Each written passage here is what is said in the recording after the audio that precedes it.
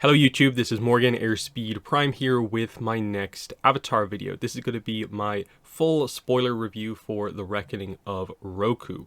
I'm recording this one a week early, just because, I need to get the videos out basically. So the official release date of the book is July 23rd, but I put this video out ahead of time because I know some people do like to hear what the book actually has going on in it before they make their buying decision. Not everyone is super upset about hearing spoilers. For some people it's like, oh, I actually want to read that book to read the details about what actually happens with that.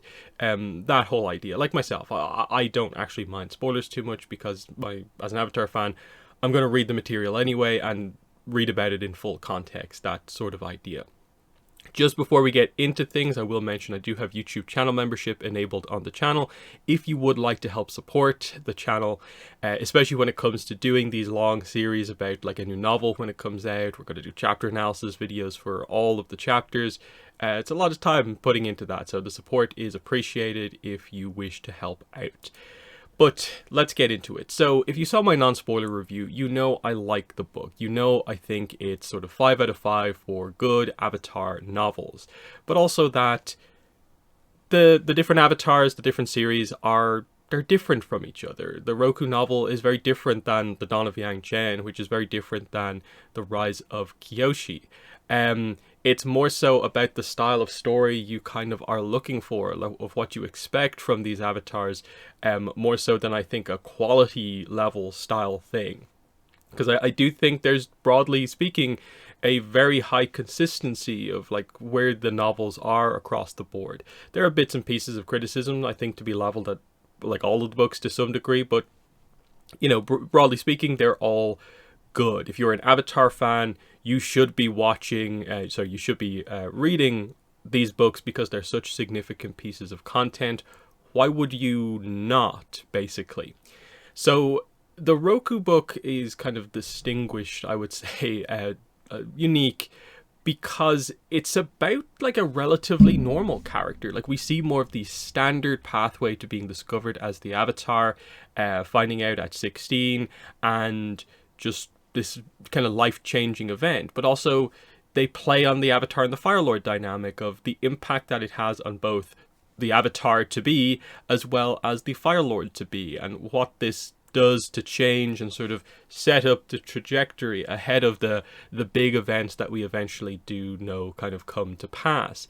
I know some people might think that, wait, don't we already have Roku's kind of main story from that episode? But it's like, no, note how they like montage through the first like 20-30 years of his life. Like his Avatar training is given like a few seconds in its entirety. We only know a few minor details. This is us actually getting to explore, the mission effectively that makes Roku go from feeling I can't do this to wait, I have to step up to do something here because I am the Avatar, to coming out of this book, it's like, okay, I think we've got a much more confident character here who is going to be the Avatar that is needed for this era. He is the, I think, correct type of character to follow up Kyoshi, and that arc is interesting. Some might call it a little more simplistic, I think, because to a certain degree it is. It is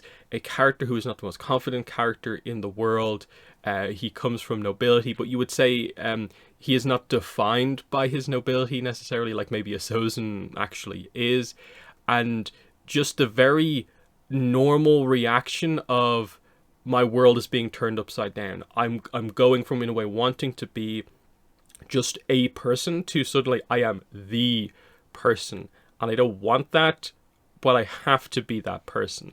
And that, combined with other things that go on in Roku's life, his kind of backstory, kind of tragedy, add to, I think, an arc that is, yes, it's maybe a little bit more simple, but it works for what this story is of more of your typical Avatar. Not every Avatar is going to have their discovery incident be as like monumental, impactful as, say, the Kyoshi novel is. And there just needs to be, I think, a bit of an acceptance about that the Kyoshi novels it captured lightning in a bottle. Everything went perfectly to create this just amazing story. That we have to accept different types of stories can happen, and that there's still value in that. Especially Roku, where I feel the fandom does have a tendency, especially more recently, post us learning a lot about other avatars, to consider him the worst avatar. I do think this book is very much needed to get, like, to just highlight that there's more to the character. You already know this if you've read the RPG, but this book I think further establishes that, and that Roku gets the same treatment Kyoshi and Yang Chen got, of just so much extra nuance being added to their characters, because you get a 300 plus page book about this character where it's well written enough that yeah, you care about Roku throughout this and you want to see him succeed, and you are frustrated when you see these things happen to him. That whole idea. I just hope that the fandom is overall willing to kind of read this book and not just regard Roku as the worst avatar and continuously criticize him in that way. I've never been a fan of the worst avatar discussion overall, because if you have read any of the novels, I think the takeaway is that every avatar makes mistakes. Every avatar has their issues and their struggles. This book, I think, actually particularly highlights that every avatar ultimately is a relatively normal person who is just finds out one day that they are the most important person in the world, and it's always a challenge for these people to take on that role, because it's this, historical, legendary role. It's a world leadership position, but it's not like an official world leadership position. There's respect, but there's not immediate kind of guaranteed respect. There's all these kind of conflicts at play here. So that as the kind of intro out of the way, let's get into the details of this book. So again, full spoilers, because I'll have to explain the thing with the island pretty early on, and that's probably like the biggest kind of spoilery type stuff in the book, because if I don't explain the island, you won't have context for some of the stuff I talk about with the character arcs. Mostly I will do it just kind of talking about the characters, because I want to avoid getting into a situation where the video is super long as I just try to recap the entire book. But I'll try to go through the characters, and then I'll get into specific maybe like lore, just notable information that we learn later on. So, the premise of the book is effectively that, yes, Sozin, because he's interested in the past, finds out about and then goes to this legendary, mysterious island that has been kind of isolated from the rest of the world for hundreds, thousands of years. And basically he encounters the fact that the Earth Kingdom are already there. Bit of an incident happens. They have to kind of cover up what they've done there.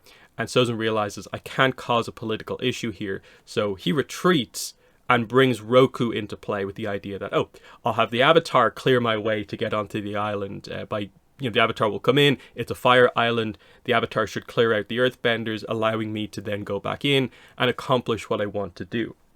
Now, what he wants to do is that the legends of this island talk of the idea that the natives that live on this island, it later is referred to as Lambak Island, it is the home of the Lambak clan, and the idea is that these people are enhanced benders, that legends tell of the fact that their bending powers are thousands of times stronger than a standard bender, and that a legendary traveler, where Sozin learns about this from, this legendary traveler apparently went to this island and was able to learn the secrets of this powerful bending from the people before he ended up having to leave after like an incident happened.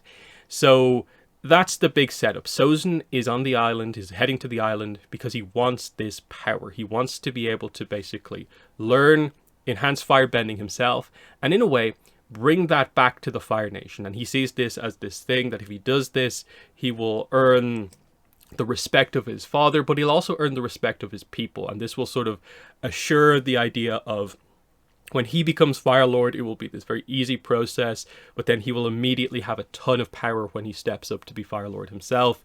This is the way he wants to accomplish it, and it relates to the idea he is a bit obsessed with legendary stories of firebending techniques and how to enhance your bending, and this is where this all kind of comes about. Obviously, Sozin then goes on a little bit of an arc of his own to further investigate and research this stuff, as Roku and Gyatso kind of sneak out and go to the island to investigate themselves. And then in the middle of all of this, we are actually introduced to another point of view character, Malaka, a 16-year-old girl who is an island native. And in a way, through all of these perspectives, we learn about the clan on the island. That, okay, the legends are wrong in quite a few ways about the island, but there is a core underlying truth to it, is that yes, there is very powerful bending on the island, but no, it cannot be thought. No, you can't take this power away from the island. It is locked to a specific location on the island, where if you bend there, you are incredibly powerful, but otherwise you can't actually do anything about it. And this is part of, later on in the book, Sozin effectively discovers that secret, an extra layer to the information about this, and realizes, oh, I have just sent Roku to this island and he's probably going to get killed, and it was basically all for nothing. Because one of the big reveals, and it's part of the significance of Malaka's arc as our POV character with the islanders, is they do not like outsiders. They keep the island hidden. There's a reason it's a fog-shrouded island, and there's a reason it's basically kept out of the view of the other nations for all this time. They purposefully kill all outsiders who arrive.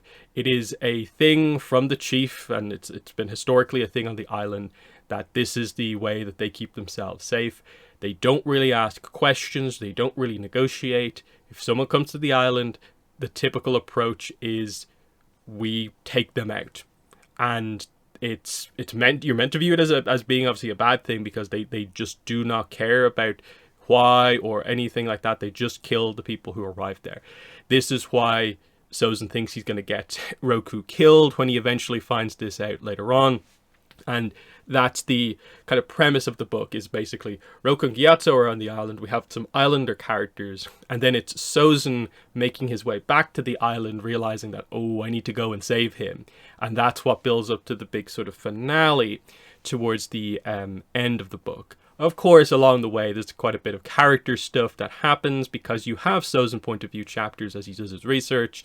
You have Malaka chapters as she kind of discovers the truth about her clan, in that she doesn't know that it's the kind of rules on the island that, like, they kill outsiders. And it's her gradually realizing, like, oh, the chief lies to us and is kind of manipulative, and so much of the history that we are told to hate outsiders is not really the truth, or is at least misleading. And she doesn't want to kill outsiders. And you have this idea of the islander kind of turning away from her clan a little bit as she eventually interacts with, like, Roku and Gyatso, and we again build towards the finale. So all that stuff, I think, is very cool, and there's obviously, it means there's a lot of details to get into, because that's what I think I'd say the description of the book doesn't really present too well. From the description of the book, you get the idea that this is more of a political issue between the Fire Nation and the Earth Kingdom, and that you're going to quite heavily involve the leaders kind of going back and forth, but then there's fighting between multiple nations on the island.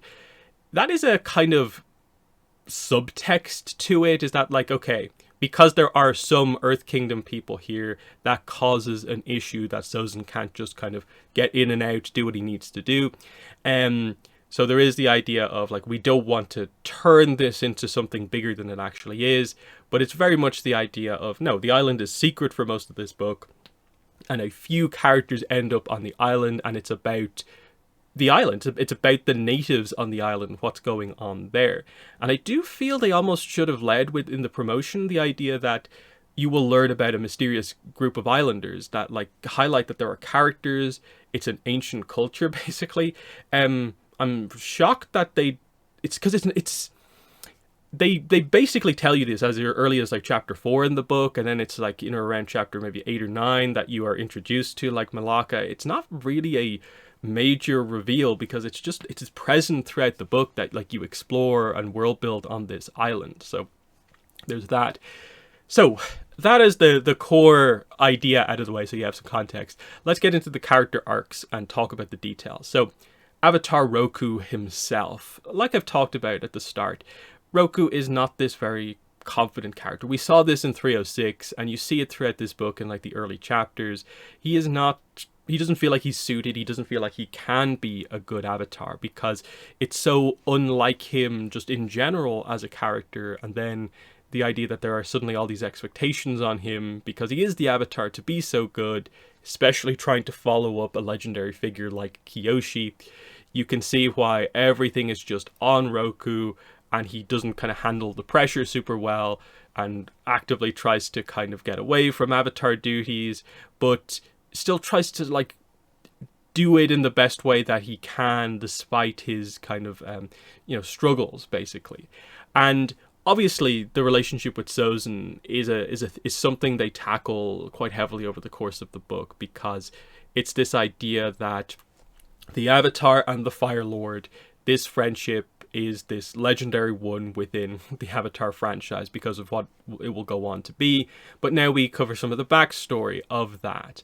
And the idea, of course, one of the things we learn, Roku has, or had, a twin brother named Yasu. And actually, the duo of friends, Roku and Sozin, was actually a trio of friends that included Yasu, because they were all born on the same day. They were all friends. But one of the things you actually find out is that of the trio, it was actually Sozin and Yasu who were more of the like absolute best friends, because those were the two super charismatic, high potential characters within the group. They sort of ran in front a little bit ahead of Roku.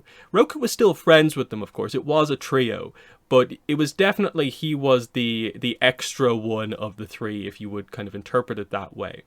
And so that in itself is a reveal. That is part of like the Roku arc, is that, he is not the standout character necessarily. Like, he is, he's a skilled firebender. Obviously he gets to the point where he's a master firebender. He is better than a lot of firebenders, but compared to a Sozin, compared to the idea, the potential his brother had, he's not that same level in a way, because he is just this relatively normal character who doesn't have these crazy ambitions. So that's the characterization that you get. But then you find out what happened to Yasu, and the idea of like, okay, this explains a few things about like why early on in the book we're told he doesn't have a relationship with his parents anymore, really. And when he leaves to become the Avatar, there's no issue surrounding like, oh, I'm not going to see my parents really anymore. That's last on his list. He's more concerned about like Sozin and Ta Min than his parents. And why is that? What happened to Yasu, and how does it affect his character arc? So going into that now, you get this story about halfway through the book when Roku and Gyatso end up having a bit of a major fight, and they split up on the island somewhat early on after they arrived there. And when Roku is alone, he reflects back on basically what happened with Yasu and how it sort of, changed the trajectory of his life to a certain degree. So the incident that happened here is that I think the idea was that the trio, Roku, Yasu, Sozin, were meant to go out swimming together. Sozin got in trouble trying to bend blue fire. He destroyed some stuff, so he's kind of been sort of grounded effectively. So Roku and Yasu go out swimming together in the ocean. The way to describe it is that like the sea is like a bit choppy, but like it's not like extremely bad, but it's maybe on the verge of getting that way. And so it's all going well. You see the contrast of the more cautious Roku and then Yasu, who's much more out there, and he doesn't go out too far. Like, they really do describe it as this rather just, it's a sudden thing. It's a very mundane, like, death of a character that just, like, a wave kind of comes up. Roku loses sight of Yasu for, like, a second. But then when he sees again, Yasu's just gone. And it's just covering the idea of, as the panic sets in, as he realizes that he can't find his brother. He's not just under the water, hit, unconscious, or something like that. He just can't find him. He has lost his brother, and just the montage in a way through, like, more and more people arrived. His parents arrived. It became clear that this was a tragedy, that Yasu was lost, that he died, and it's just the idea that the Roku family lost their best son. That's the way it ends up kind of coming across that it's the way Roku feels. The interpretation is for most people, but it's also like that is, I think, the reality of it, that is how most people felt. That when you get to the funeral scene, it's the idea of, it's not that people blame Roku for what happened, because I think they understand it was an accident, but it's the idea of his parents literally say to him of like, you should have done more to save him or try and find him, when, you know, in an incident like that, like, how can you say that to him? When Roku is grieving over the loss of his brother just as much as like the parents are, that's like a awful thing to say. And you can tell that the book never directly points out that it was because they said this that he has no relationship with them, but it's clear that explains it to a certain degree. And I'm guessing his grandmother, from like previous chapters, he has a relationship with her. I'm guessing his grandmother was one of the few people who was actually like understanding of the situation in the right way, and that's why he actually has a relationship with her, but not really his parents. But then you get a very interesting scene with Sozin where Roku literally goes up to Sozin and says, like, it should have been me. Like, it should have been me who was lost instead of my brother. And you expect Sozin to basically immediately be like, no, don't say that. Never say that. But he actually is just silent, and it's just like, it's this unspoken, I guess so, type thing. But he eventually does say just like, you know, don't focus on the past. We move on. You lost your brother. In a way, I lost a brother too, but we still have each other. We're both brothers. And it's this idea of Sozin kind of reframes the dynamic of like, we are best friends at this point. Because again, it's not that they weren't friends before, but again, it was the clear dynamic that Sozin and Yasu was the closer thing. And so for Sozin, this is a massive loss. And so earlier on in the book, he like curses the idea of like the world taking friends away from him. He's already lost Yasu. Now Roku's going away to be the Avatar. You see kind of part of what they're doing there on the character side of things.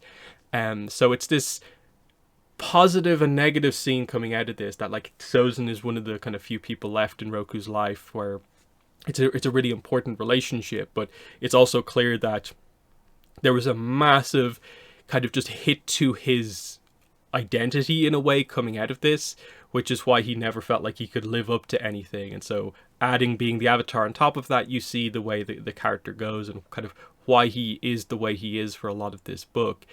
But it also links into kind of one of the more kind of emotional themes throughout the book, which is that Gyatso, part of what connects Roku and Gyatso is that they've both lost someone in their past. And it's Roku who has had more time to deal with his loss than Gyatso has had with his. So Roku gives Gyatso some advice about his loss, which eventually Gyatso is able to realize is the kind of correct way to deal with things. And that's actually how Gyatso effectively gets over his airbending issues, because you see that his kind of anger and resentment about what happened to his sister Yama is what's caused his airbending issues, and Roku's advice ends up actually working out quite well. This arc about the character's losses ends up getting resolved with sort of the idea that Roku was maybe not able to say the right things to anyone, or no one was able to say the right things to him at the funeral for Yasu.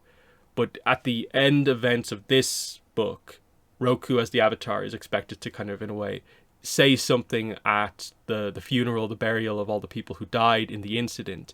And he finally gives a proper speech, says the right thing, and it's clear that, you know, Roku has finally, I think, properly moved past what happened with Yasu. Gyatso the same with Yama, and it actually is very much the right thing to say to everyone who is dealing with the loss of those who died in this incident on this island. So that arc of like, you have an earlier scene where Roku absolutely fails. He does a absolutely awful speech as the Avatar, to where he actually gets it right.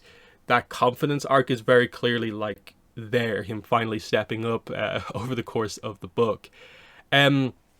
Otherwise, Roku's main arc is the idea, as presented in the early chapters, of he's not starting his airbending training until he learns to view things like an avatar, until he learns to not just be the Fire National anymore. And you basically get the idea that for the Air Nomad point of view, they view it as the Avatar should be a spirit of no nation.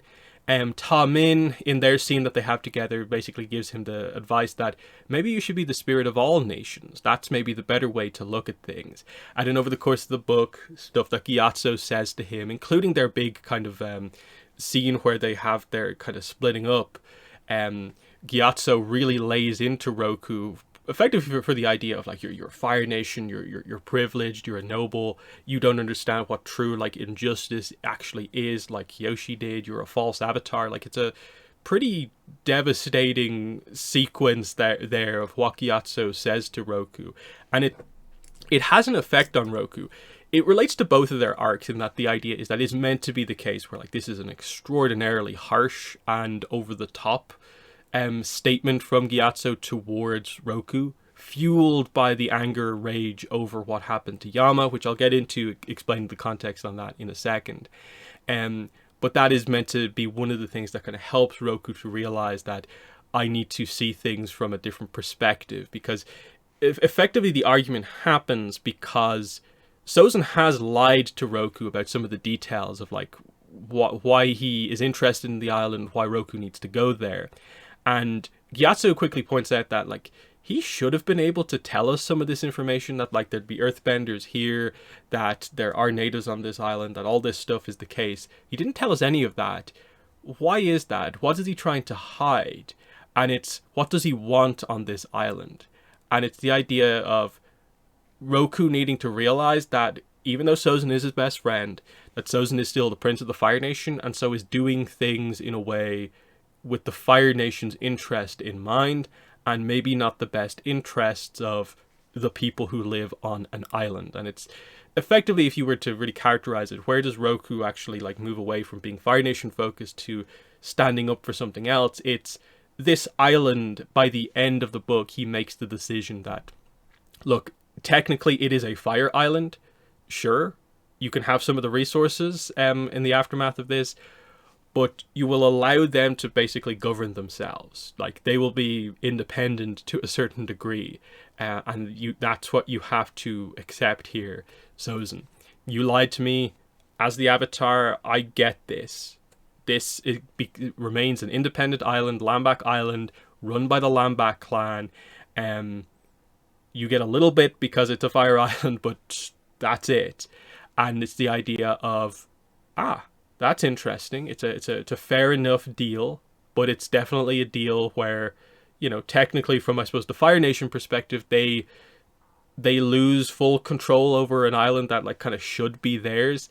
But Roku makes the correct assessment of this situation overall, and that's meant to really signify that he is no longer thinking like the Fire National. He is thinking like the Avatar, and has his head in the right place when it comes to diplomacy as the Avatar. That sort of idea, that even when it comes to dealing with his friend Sozin to become the future Fire Lord, he can be objective in these situations, and I think that is part of his arc as well. The other, I suppose, angle you get is more towards the end of the book in terms of what ends up actually happening.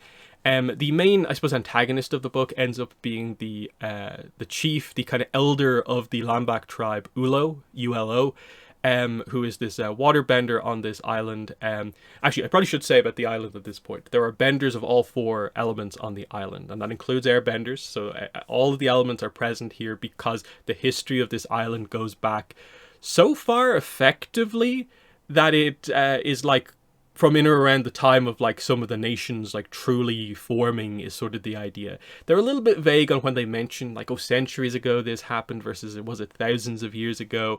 But I don't mind them not being super clear on the exact date of formation of the island. Like it's trying to place that in the timeline is a tough one.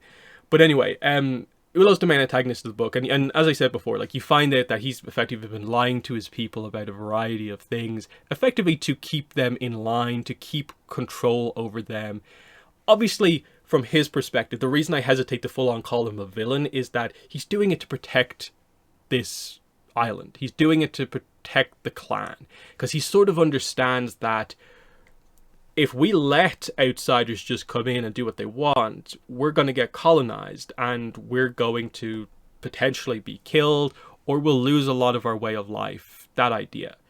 But the problem is he goes to the other extreme, and that is isolationist to the extreme of like he orders the scouts to kill anyone that they find.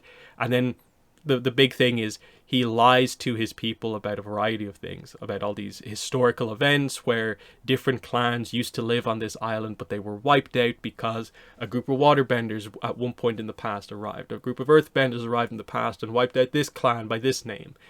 But a lot of the people, including Malacca, realize that they've heard these stories so many times. The details are changing. Names, timing, locations, they change.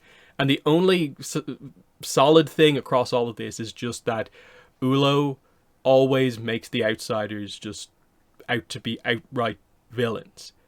The other angle on this, getting more into the island to set up talking about the finale, is they of course explain there's bending empowerment on this island, but it's in this one specific cave, the sacred cave at the kind of heart of the island. This is where you have enhanced bending. Waterbenders from the island together can work together to create a giant fog covering the entire island. This is why it's basically always been able to mostly stay out of view of the other nations. They're constantly able to use enhanced benders in the cave to sort of almost like reshape the island so that like people can't keep track of it, change the weather around the island so that, you know, people won't randomly come across it, and hide it with the fog. The only thing they're a little bit vague on in the book is what maybe enhanced firebending does for the island. They say like the blacksmiths sort of like that's the main use of firebending on the island, is like to smith the weapons basically, but they don't really establish like what enhanced firebending gets used for. The legend that kind of starts the book alludes to the idea that apparently the firebenders on this island can move the sun, but they don't really explain what that means at all. Like, I'm not sure what the takeaway from that is meant to be. Sozin seems to think it might mean something, that it's a potential power, but obviously, literally, though, I'm not sure I buy into that, of course.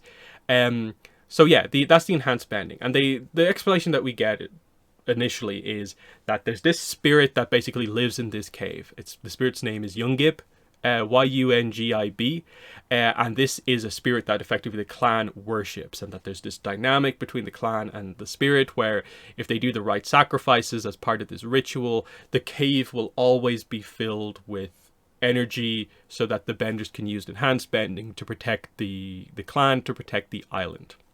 Now, this is another thing that ends up getting revealed to be a lie. There is no spirit Yungib. There is no relationship between the people of the island and this spirit. This is another thing that is mostly just meant to keep the people in check, that if you do something wrong, you will anger Yungib, but there is no connection. Ulo's never talked to Yungib. We basically get revealed right towards the end of the book that the cave gets enhanced with energy. Yes, because of spirits, but not a spirit named Yungib, because of two spirits who happen to fight each other at a specific point in the spirit world. And during the equinox, when they do the ritual, the boundaries between worlds kind of crosses over. And so the energy of their fight comes through, and the equivalent location in the physical world is this cave, and that is why the cave gets filled with energy. They roughly, I think, get across the idea that, like, the island, like, Ulo has to do something to kind of lock the energy into the cave to a certain degree. There is some ritual, I think. I'm not sure if it's just automatic. I would have to read some of the details around this again. But the idea is ultimately that, okay, they discovered this clearly quite a while ago and have been using this as just a way to keep control over all of these people. What ends up happening as part of the plot is that Roku, separated from Gyatso, basically ends up stumbling his way into the sacred cave and ends up interacting with Ulo. And while this is happening, Gyatso it basically meets up with Malacca.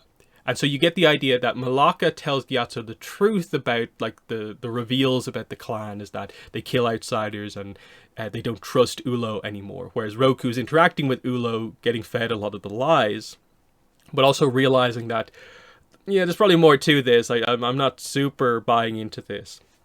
And so the setup is like Gyatso ends up telling Roku when they meet up again about a lot of this stuff, with the idea being that they all realize Ulo is going to try to kill Roku when they both go to the ritual site to do the ritual, because obviously the idea is Ulo seems to think that this is this ultimate thing, that something special will happen if he kills the Avatar in this cave at this time.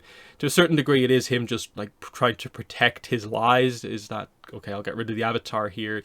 And that's what we build up towards, is this big fight that basically ends up happening. Roku is prepared for when Ulo attacks, and we get this giant fight. Ulo's a waterbender.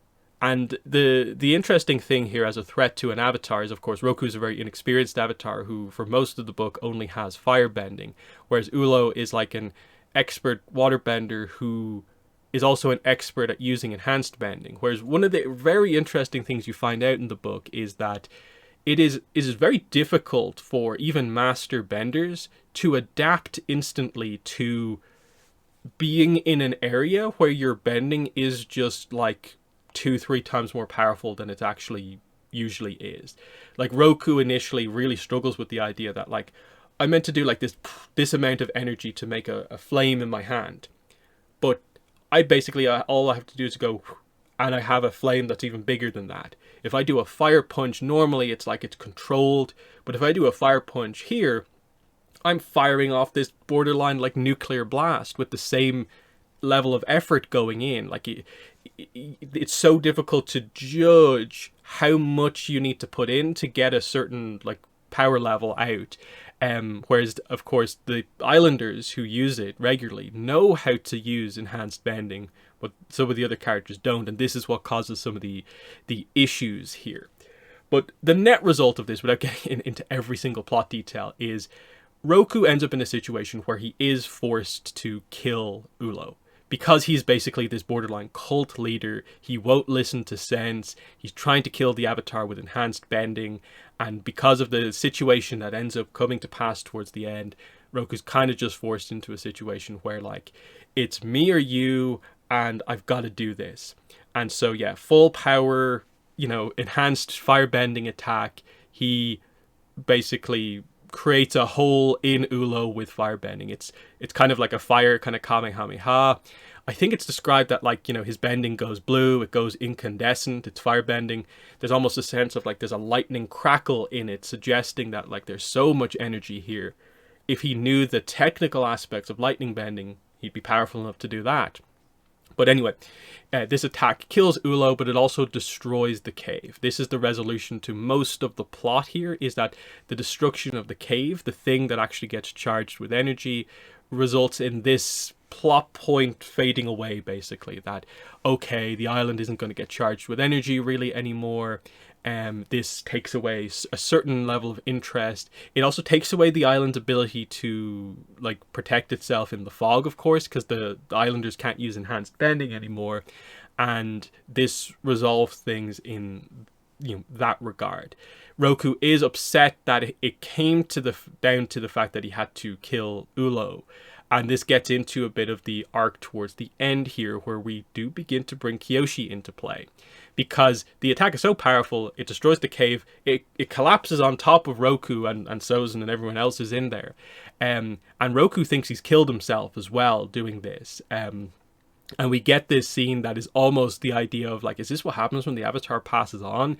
Like, he sees this like lineup of statues and his own one right there, and the contrast between like 230-year-old reign of Kyoshi versus 16-year-old Roku as the Avatar. And then he gets his conversation with Kyoshi. And what's so interesting here is they link this into then pretty much one of the next following scenes with Sister Daisha, where they effectively talk about, to a certain degree, the idea of, is it correct or not to kill people in these sort of situations? And Kyoshi, of course, says, you did the right thing. There was no other choice. You did what had to be done. There was no talking to him. It's fine. Roku, of course, argues this because he's upset about having just killed someone. And argues that, effectively he says something along the lines of, like, we shouldn't be bringing peace through killing. And it's it's the perfect wording to where it has an impact on Kyoshi, to where there's a clear sense of Kyoshi has heard this criticism of herself before and knows that it is true to a certain degree. And so she doesn't really argue this, and she's silent for a little bit and just makes the point that, you know, you have to, the only mistake you can really make as the Avatar is not looking within, effectively. So I suppose she's effectively telling him, you are right to consider your actions in this way and look inwards to see, is this the right thing to do or not? But this is also the moment where he makes his first connection with earthbending. In the fight with Ulo, he also makes his first connection with airbending, when he makes the decision initially when fighting Ulo to not try and burn him with his firebending, but instead to kind of blow him away and do all that sort of stuff, be more defensive. But here's his first time earthbending, and this is effectively how he saves himself and Sozin from everything that happened. So that's a cool moment. But then, when Sister Daisha arrives on the scene, he explains what happens. She reveals a very interesting detail about herself, which is that I was Avatar Kyoshi's last airbending companion. And Roku immediately is like, oh, so were you there when she died? Because they note that, like, no one historically really knows how or why Kyoshi died, necessarily. She's this legendary long life. Why did it only last that long, given that she was going on for so long? She points out that, no, I left her company in kind of bad terms 2 years before she died. And she explains the reason why she left Kyoshi's company. She was her companion, and I think they say she was her companion for 20 years. So she was around Kyoshi for a long time later in Kyoshi's life. And effectively, she left because she couldn't handle being around Kyoshi and the way Kyoshi, especially later in her life, would go about resolving issues, which is this happening over and over again. Effectively, the idea of too many situations where she just killed the enemy that she was up against.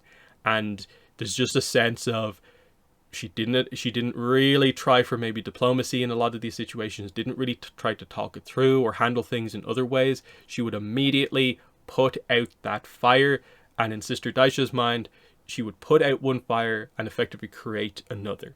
One really interesting example is the idea that what resulted in Daisha kind of confronting Kyoshi about this and then leaving her was Kyoshi confronts and kills a man who, caused a lot of issues, of course, was the next threat. Kyoshi kills him. But Daisha points out that, do you not understand, like, why he did all of this? He drew you out into a direct confrontation because you did the exact same thing that you just did here to his father. You created him as your next enemy because you only choose to handle things at this point in this way. And this is why she refused to work with Kyoshi anymore, with the idea being that Daisha felt Kyoshi had kind of lost sight of the value of individual lives, and was becoming less and less hesitant when it came to making these life and death decisions about should you kill the enemy in these situations. She went back and reported this to the air temples, and effectively no airbenders wanted to be Avatar Kyoshi's companion because they agreed with Daisha that this was the sense they got about Kyoshi, is that she became a little bit too willing to kill, which is not an airbender thing that they really like, of course. And so the idea is they kind of leave it at that, and then it's obviously the idea added up 2 years after this, her having no airbender companions, she dies. When we know Kyoshi is a character who apparently can just use the Lao Ge immortality technique to effectively live as long as she wants. The implication very much is that what Daisha said to her, and in a way it references what, like, her being silent when Roku says, achieving peace through killing is not the right way, that this had an impact, and I think she decided that this was her time, and she stopped, I guess, using the technique, and eventually the age actually got to her, and she let herself go, I think is sort of the idea. eventually, because they're like, I think one of the things Daisha says is that I I worry about what you will become if you live for like another 100 years. If it's this bad now, what will you go on to become? And so, without quite absolutely confirming it, they do basically tell you this is how Kyoshi died. No one, I think, killed her, but there's just a sense of like the humanity, the character that she is came back to a certain degree. She had to be a little bit confronted about what was happening and made that decision. And they use this to basically highlight the idea of Roku. You are right to question if you should or shouldn't kill an enemy when it comes down to these situations. You don't need to be like Kyoshi to be a good avatar. That, you know, the point is made, like to a certain degree, maybe we needed Kyoshi during the last era, but during this era, we need someone like you who will consider these things, who wants to talk it out a little bit more, is more attempting to be more of a diplomat, which is what Roku goes on to become. Very skilled at kind of navigating these situations, and effectively like a Cold War era, Roku is the one who prevents it from breaking out into a war. That's the legend that we kind of know of him as the Avatar. So very much a kind of opposite to a certain degree with Kyoshi, but also then it is a quite interesting exploration because it relates to what will Roku be criticized and criticize himself for later on in his life, a decision to kill or not kill the enemy, that being Sozin. And there's always going to be debate about if he should or shouldn't have done it. But I think the point that's kind of being made here is that no, you weren't wrong for doing that just because Kyoshi was right sometimes for doing that. That there's flaws to just taking down your enemy when they pop up. There's flaws to sparing them sometimes, and these things do just happen. They add the nuance and complexity that's required to make it work, and I think it was really, really well done overall. So yeah, the ending is effectively for Roku negotiating with Sozin of like, okay, Lambak tribe get to stay here themselves. They have a new chief now, and they know not to kill outsiders anymore. And they can't hide the island also anymore. They don't have enhanced bending. But you will be allowed your independence, but the Fire Nation can have resources. The other thing I want from you, because you lied to me so much, is open up basically an air temple kind of center in the Fire Nation capital. And this obviously by the epilogue is known as the, like, what's it, Fire and Air Center of Teaching. It's the thing referenced in the RPG directly as having in the future a major impact on the Fire Nation. Sozin is like, oh, it's been open for like a year now. No one really uses it. I think in another year it's probably going to be gone. Little does he know, it will take off. This will take root within the nobility, within his sister, and it will be a major struggle for him in 11 years time, give or take. So that was an interesting little detail at the end, which I think allows us to transition a little bit over into Gyatso. I'll just end the Roku stuff with the idea that the book definitely ends with the idea that Roku is going to be in a pretty good spot going forward. He has a new friend in Gyatso. He's going to have new friends, and he can accept that his relationship with Sozin is going to change. And the idea is that he doesn't need that friendship as much anymore as he did when he was younger in the past, dealing with all this other stuff. He's confident now and can gain new friends, and Sozin's always going to be important to him, but it's not like life or death, the importance of that friendship.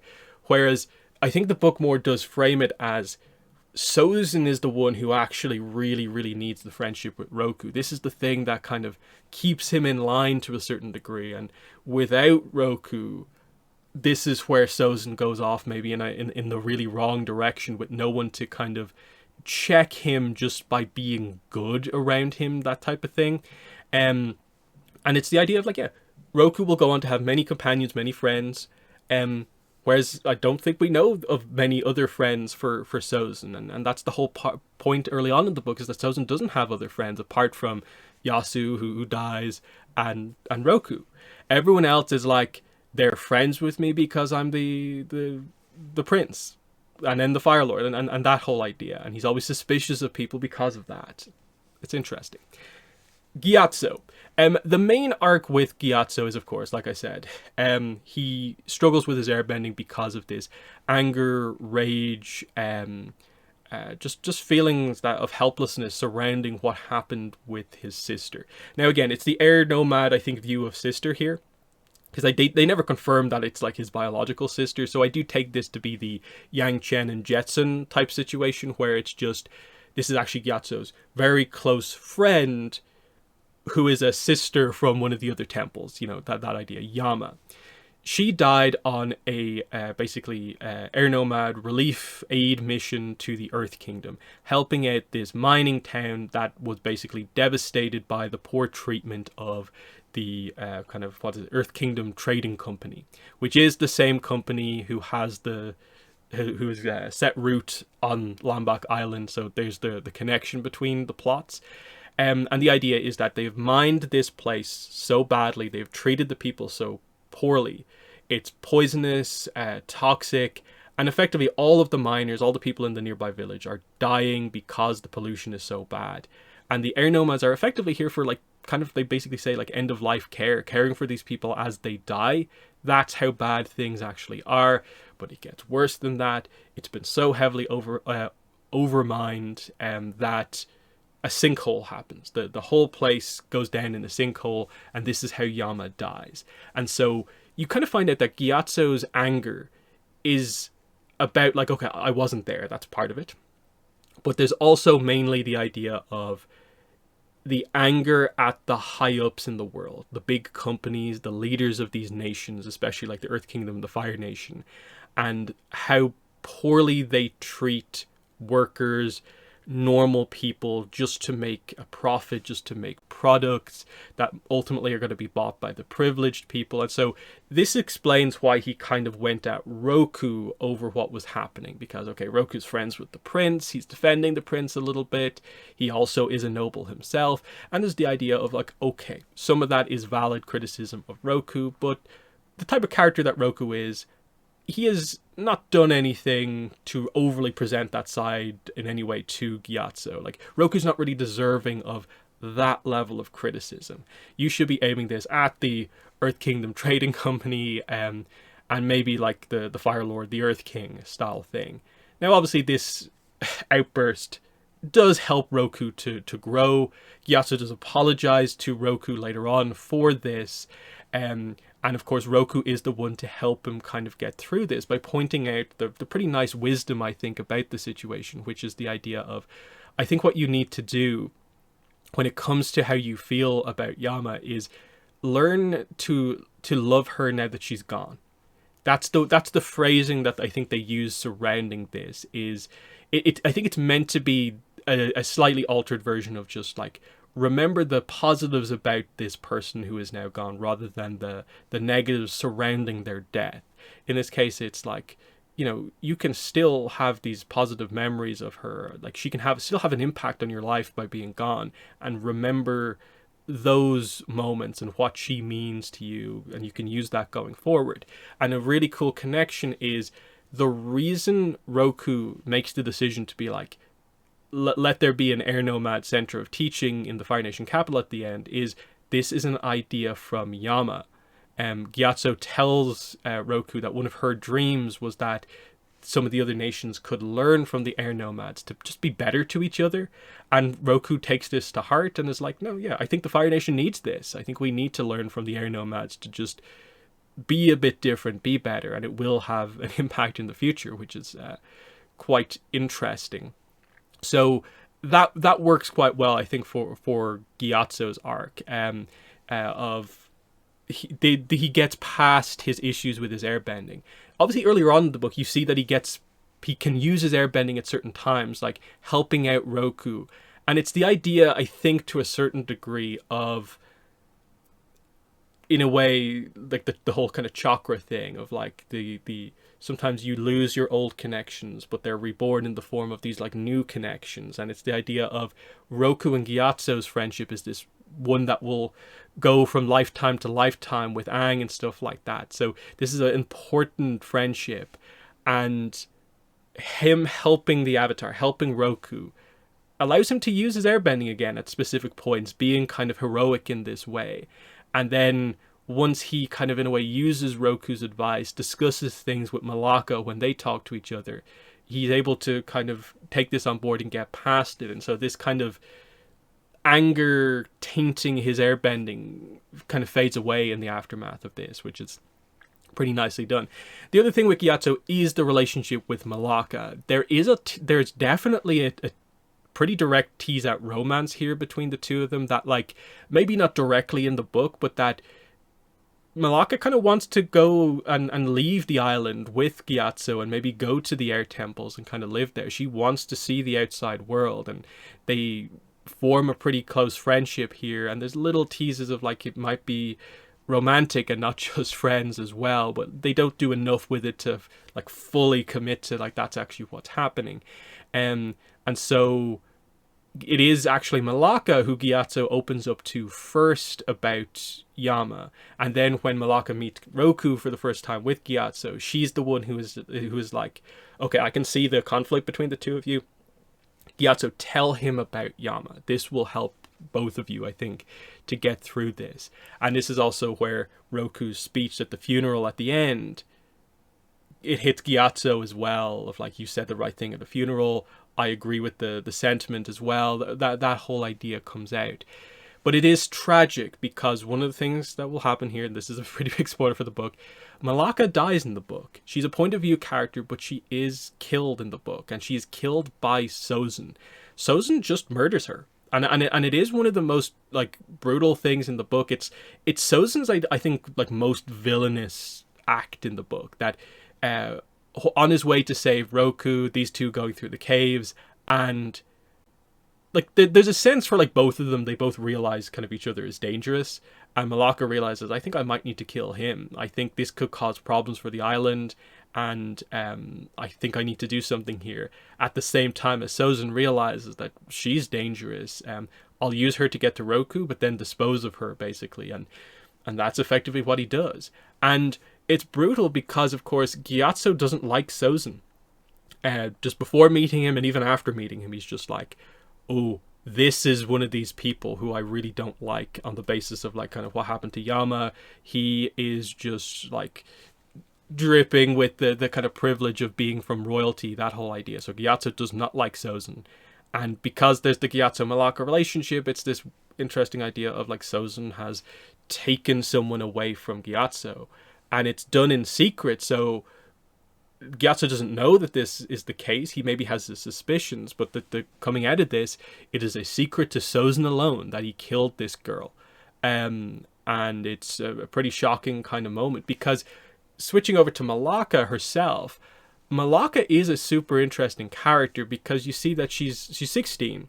She's just been sort of promoted to the rank of scout within the clan, but because of this, effectively, is now given the truth of what the position really means, and that is, you are expected to find people who arrive on the island but then kill them. And she just can't accept that that is the right way to go about dealing with outsiders, because like she kind of understands that, like, okay, if soldiers arrive, yeah, we have to defend ourselves, but in this case it's like some guards mainly guarding some scientists who are just here and are honestly interested in the unique fauna and flora that's on this island that isn't present anywhere else. Their curiosity is infectious because she's kind of like, I sort of have the same curiosity for the outside world, and I might want to do that. But because of the clan and everything that's going on, it's clear that there's all these systems in place to lie to them, to manipulate them. And she sees that Ulo tells them lies about outsiders. He is correct in being protective of the place, because obviously historically the idea is that, yeah, I guess the Fire Nation has, like, to a certain degree, like, eliminated, colonized these unique cultures on these various islands. And this is why we have such a unique kind of disparity between sort of like what most of the Fire Nation is versus, say, the people of the Bonte tribe or the ancient Sun Warriors. They're like completely different cultures that are, like, in a way, have to be hidden away from the rest of the Fire Nation because of the way they sort of go about doing things. And so there is the valid fear there of, well, Taiso's trying to put down the outer island rebellions. That technically should include like an island like this. And so there's some interesting dynamics there about, like, again, this is why Ulo is not just an out and out villain. He obviously makes some bad choices and ultimately maybe leads the group too much like a cult leader, but it all comes from a place of protection and like fear to a certain degree. But Malaka is this kind of idealistic character who doesn't want to just view the outside world in that way. And so especially when she does meet Gyatso, and they start to get on really well, and she learns about like, oh, like the air nomads especially sound nothing like the outsiders we've been told about. Like, even comparing Gyatso, the airbender, to the other veteran scout who is a killer, who is an airbender, there's this giant gulf between the two of them, and she's just intrigued by this, which makes the fact that she is killed by Sozin all the more tragic, because it's this light of a character who is just so idealistic, and the future she theoretically had ahead of her just shut down because Sozin is overly cautious and doesn't trust people, and struggles to make friends with people, and doesn't trust people, and that whole idea. It's a brutal scene because it's in a chapter that's like literally called like her final act, and it's from her perspective, and just the final like line is pretty brutal, of just like realizing that she's been killed. Basically, it's tragic. But that is Malaka. Again, there's so much to talk about with a lot of the characters. I'll move on now, but we'll discuss Malaka more in the chapter analysis videos. I think I mostly covered pretty much everything I wanted to say about Ulo when I discussed some of the Roku stuff. Which probably brings us around to Sozin. And so here's some of the really interesting stuff. Obviously, Sozin goes to the island, retreats from the island, brings Sozin into play. But then he goes on to continue researching stuff. And he goes to Wan Shitong's library, and he gets in. There's a few chapters highlighting him arriving at the Siwang Desert, hiring sandbenders to get into the desert. But he gets into the library. He meets with Wan Shitong, and he gives knowledge. Now, it's a bit of a bad kind of move here. Like, oh, that's not good, Roku. Sorry, Sozin. He gives Wan Shitong as the knowledge to get in Roku's like childhood journal. And there's a real clear sense where it's like, I don't think Roku gave this to you. Like, you don't own this thing. Wan Shitong does say like, oh, it's to your credit that you never read it yourself. That's at least good. I guess Wan Shitong is maybe aware that Roku kind of has stolen this. He doesn't have permission to give this away, but Wan Shitong lets him in, and there's a real sense of like, oh, the Prince of the Fire Nation is here. I'm very interested to see where your future will go, basically. And so Sozin goes to continue to investigate the island, the legendary adventurer Yasu, and mainly firebending techniques and all this sort of stuff. And so we get some very interesting kind of lore drops just when it comes to like the history of like bending techniques and all this sort of stuff. Of like, he discovers that it isn't just legends that like this and that firebending technique exist. No, the texts in the library confirm these are learnable techniques. Like that maybe one or two of them are outside of his reach because like they cover the idea. Combustion bending, for instance, you basically have to put your life at risk to learn that crazy technique. So he's probably not going to be interested in that because he's highly likely to die gaining that technique. But a lot of the other stuff, it's like, oh, I can train these techniques to increase the heat of my firebending and make blue fire. That is, they confirm blue fire properly is a technique. That they also confirm the same with basically like making your firebending iridescent is a similar thing. The power of flight, of like channeling fire out of your feet to kind of fly or mimic flying, that's another thing. More specific thing about like heat manipulation is present here. Also lightning generation, but also lightning redirection, which is an interesting thing. I'm interested to see how people take that. The idea that this means this book basically confirms Iroh, I guess, is not the original like first ever creator of lightning redirection. It has happened historically in the past, but I guess has been lost, with the implication, I guess, being that Iroh brings it back by effectively discovering it by himself on his own. So I don't think it overly takes anything away from Iroh, but it adds to the history lessons here. And because Sozin is forced to leave the library quite quickly once he discovers the truth about the island, that one, oh, the bending enhancement is only possible in a specific cave, and two, the islanders are very aggressive towards outsiders. They will kill. This is where Sozin immediately leaves to try and save his friend, which is, to Sozin's credit, obviously, it's the idea he won't put his ambitions for power ahead of Roku, but that's for now, and eventually that there will be a crossover point with Sozin where he will value the ambitions over the friendship, which is an interesting one to consider. But he still learns a lot from his time in the library, and he basically figures out that, okay, all of these techniques, I want to learn them all, but there's only so much time. All of these techniques will require years to master. I have to be selective here, basically. And we don't get which ones he picks, but you can almost kind of figure out that I'm guessing Sozin is the one to kind of reintroduce lightning into the royal family lineage. I think that makes quite a bit of sense.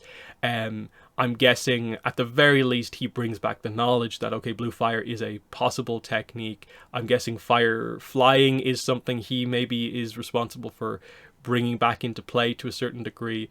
And it's just a very interesting kind of just point of oh yeah, he's obsessed with firebending techniques, and he learns that basically all of them are possible. The other angle he takes is enhancements to firebending. So we find out that in the library it says that solar flares, if they happen and you are aware that one has happened, you can use the power of a solar flare to enhance your firebending. But also more regularly, passing comets you can also harness from. Now, this is where we get into a continuity error question that I'm very interested to see what people have to say about. What it says in the book about the comet, the great comet, future will be known as Sozin's comet. It says here that the comet will return again in 44 years. That's what the book says, 44 years. Sozin is 16 in this book, meaning that this means the comet would come when Sozin is 60. Meaning when Roku is 60, which is 10 years before he dies. But also this is weird because this if this is true, this means that the comet then has to come again 22 years after this, because the comet has to be used 12 years after Roku's death. As in Aang will just miss the comet, running away, getting trapped in the ice, that sort of thing, becoming the last airbender. That's the timing of what has to happen here. And so in my head, I'm just kind of my initial thoughts based on what I know, that has to be an error. But then I'm thinking to myself, there's no way possible. I just don't believe it that they would get such a basic, timeline thing wrong in 2024 with Avatar Studios in place. Is there some retconning here that's maybe happening, that actually they're trying to do a thing where Sozin actually did get lucky and maybe the comet came twice in relatively quick succession, and the reason he was able to use it so effectively when he actually properly uses it is that he got to test out the limits and stuff like that in this first time. The problem is this book does not give any further context to justify why we should treat this as being correct. If this iteration of the comet is meant to be the one he uses to start the war, the number should be 66, I believe, because that would be 66 plus 16.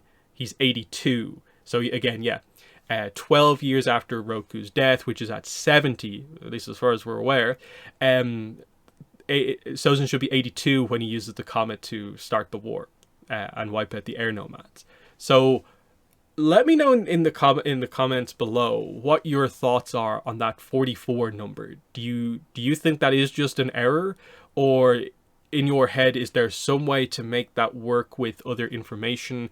That I'm kind of wondering almost are they retconning maybe the idea that the comet comes exactly every 100 years and are changing that to it comes once in every 100-year cycle, but it can actually come somewhat rapid fire, so maybe a 22-year gap isn't too bad.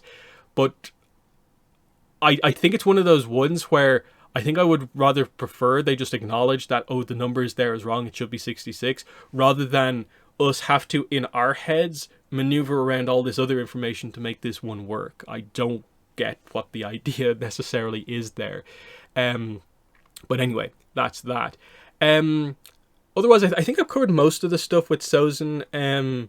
Sozin nearly gets himself killed because he arrives at Roku right as the fight with like Ulo is happening, and again he tries to do a big attack, but basically like blows himself up because he's not able to control his bending while it's enhanced, and so Roku has to save Sozin's life basically in the same time as he's fighting Ulo.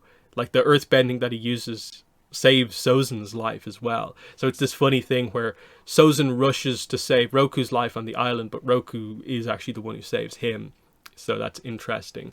In the epilogue, we just get the idea that Sozin is on the island with his team. They're investigating what's going on there. And they switch perspectives of like one other unique thing about the island is that it does have this metal ore, that has like a red kind of tinge to it. And apparently this can be used as like a flux to create steel that is very strong, very efficient. It's going to be extremely cost efficient as well.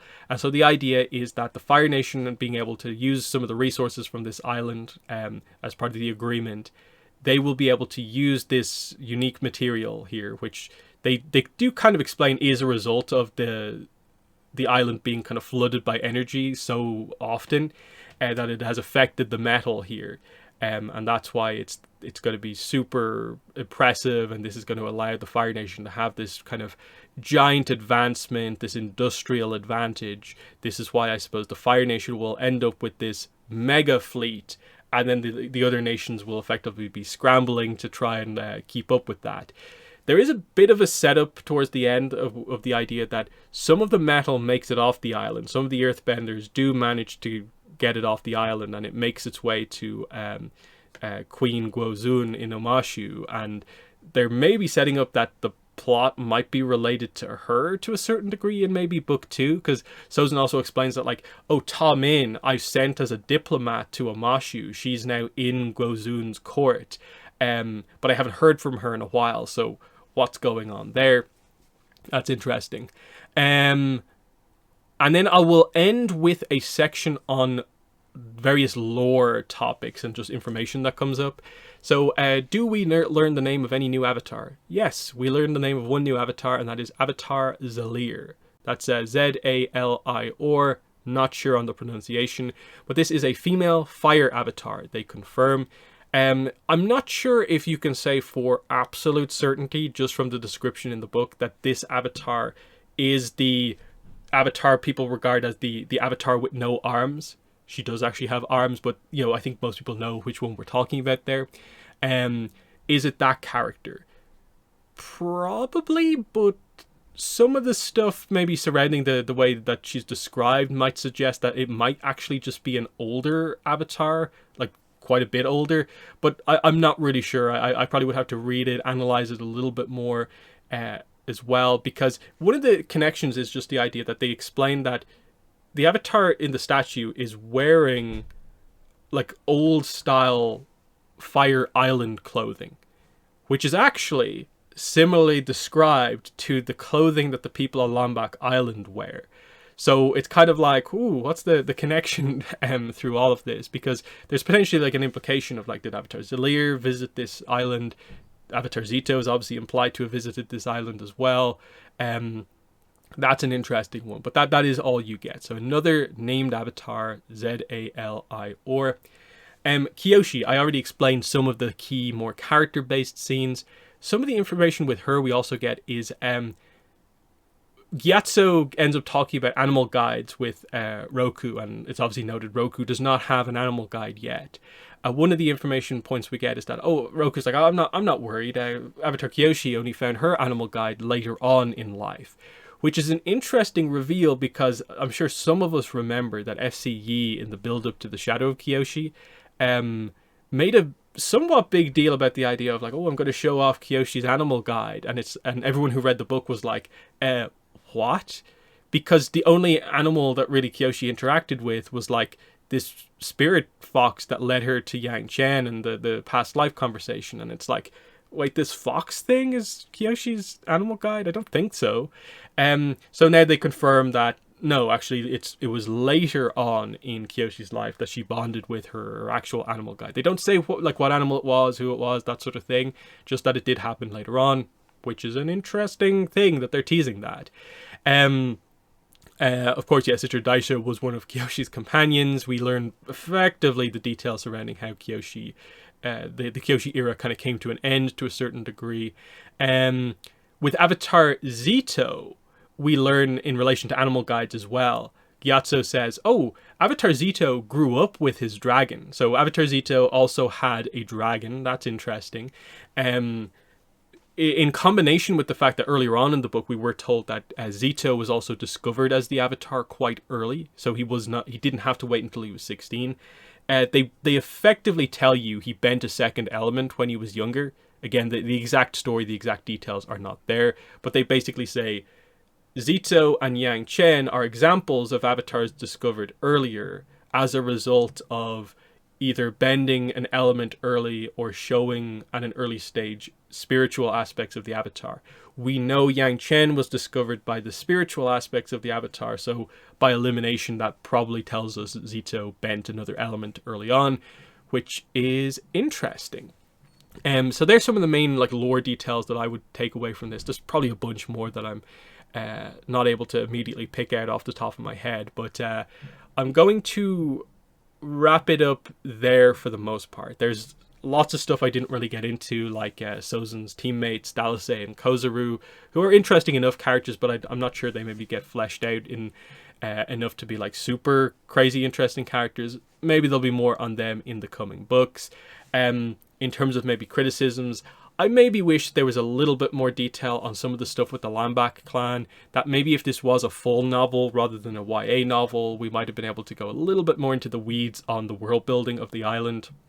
Some of the stuff with the spirit reveals was a little bit like, come on, don't tease us with a named spirit, but then say there's two spirits, but don't name either of them. Come on, tell us the name of those spirits. That would have been a nice little detail. But otherwise, I think the book comes together quite well, and it's clear that there is this trajectory throughout the whole book of it's Roku, Sozin, and the different paths that they go on post the announcement of Roku as the Avatar, and that is the interesting kind of trajectory here. I really liked a lot of what we got throughout this book, and like I said, the criticisms I would have of this book are very much in line with criticisms I would have for some of the other books, and I wouldn't say there's anything majorly wrong here. It's just going to come down to personal preference when it comes to how much you latch on to Roku's arc as a character, how interesting you find the general plot surrounding this island. It worked for me as a bit more of an adventure style story where I was interested in the enhanced bending, exploration, the Lost Clan style vibe we're going for here. That all worked for me, and so I really like the book, but I'm interested to see what other people think. So I'll wrap it up there and just say that obviously I've already started the chapter analysis series for Reckoning of Roku. The first 3 of them are out, and I will probably have the next 2, so for chapter 4 and 5 out at some point later on in the week, and then we'll get into it a lot more kind of regularly with those chapter analysis videos going forward after this, as well as other videos that I'll have talking about stuff as well. But in the comments, if you have read the book, let me know below, and also because this is the spoiler video, I suppose this is the time to open it up if you do have any more spoiler focused questions about the book. But that has been the video. Thanks for watching, and bye.